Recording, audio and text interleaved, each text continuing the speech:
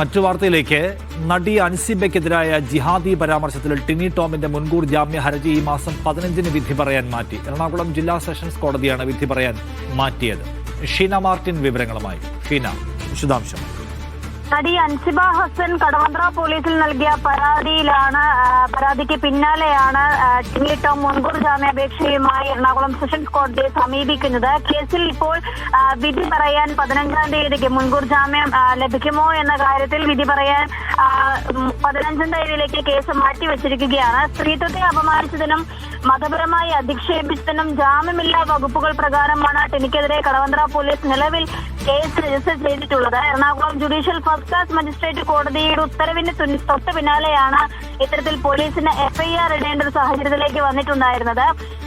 ഇത് സ്ത്രീത്വത്തെ അപമാനിച്ചതിനടക്കം ജാമ്യമില്ലാ വകുപ്പുകൾ ചേർത്താണ് ടിനി ടോമിനെതിരായ എഫ്ഐആർ ഇപ്പോൾ നിലവിലുള്ളത്. മതപരമായി അധിക്ഷേപിച്ചതുൾപ്പെടെ ടിനി ടോമിനെതിരായ എഫ്ഐആറിലുണ്ട്. പരസ്യമായി അധിക്ഷേപിച്ചുവെന്നും അതേപോലെ തന്നെ ലൈംഗിക ചുവയോടെ സംസാരിച്ചുവെന്നും അൻസിബയുടെ പരാതിയിലുണ്ട്.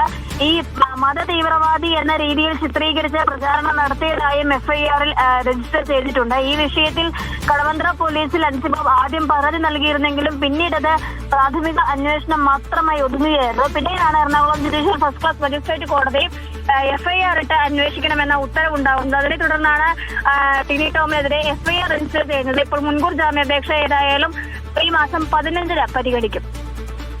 ശരി.